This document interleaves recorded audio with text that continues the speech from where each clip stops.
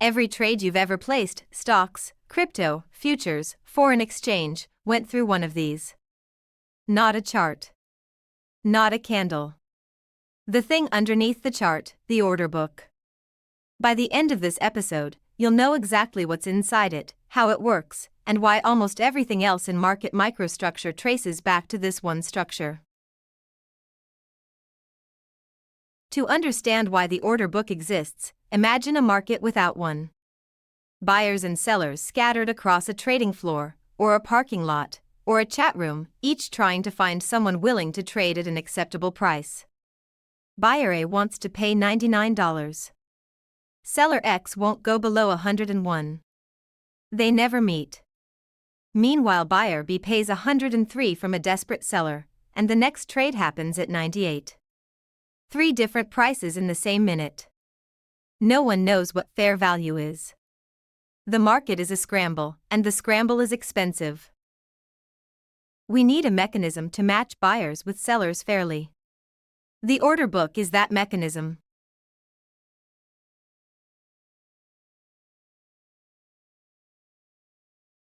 There are exactly 2 ways to interact with this mechanism. First, a limit order. You specify a price and a quantity. I'll buy 100 shares, but only at $99.95 or better, and you wait for someone to meet you at your price. You are patient.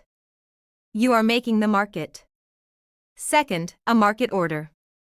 You skip the price negotiation entirely. I'll buy 100 shares right now, at whatever the book is currently offering. You get filled immediately, but you pay whatever price the book demands. Limit orders make the market. Market orders take it. Makers provide liquidity. Takers consume it. And here's what that distinction earns you. By posting a limit order and waiting, you give everyone else a price to trade against. The market rewards that service, and we'll see exactly how in a moment. The order book solves this. Instead of buyers and sellers hunting each other, everyone submits their intention to a single, public, ranked list. The bid side holds all pending by limit orders, sorted by price, highest at the top. These are traders willing to buy, each at their stated price. The ask side holds all pending sell limit orders, lowest at the top. These are traders willing to sell, each at their stated price. The best prices face each other across the center.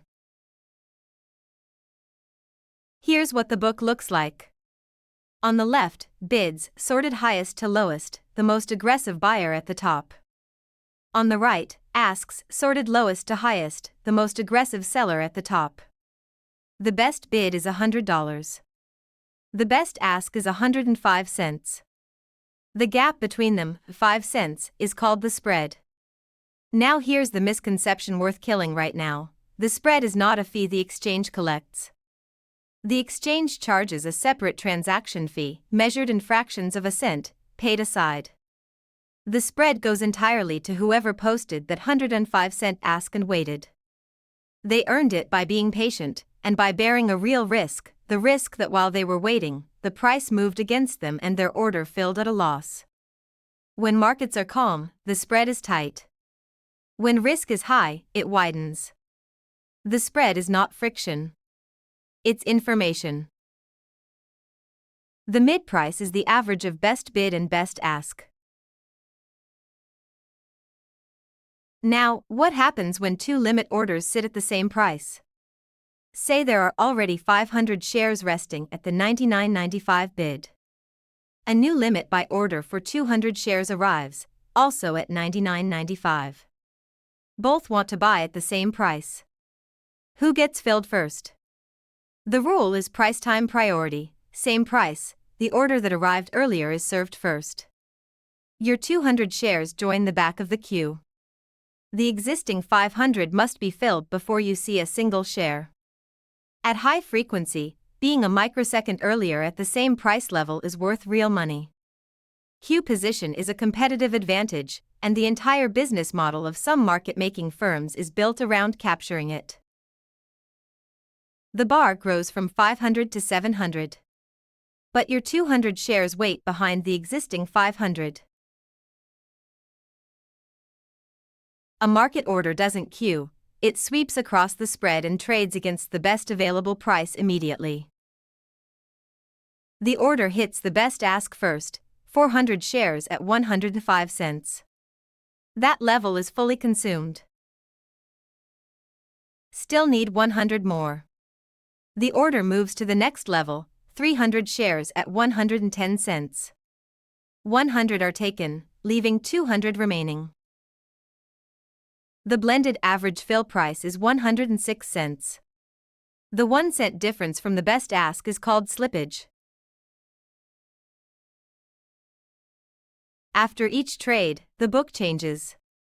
Every trade removes depth, a level shrinks or disappears. Every new limit order adds depth back. The mid-price shifts because the frontier of the book moved.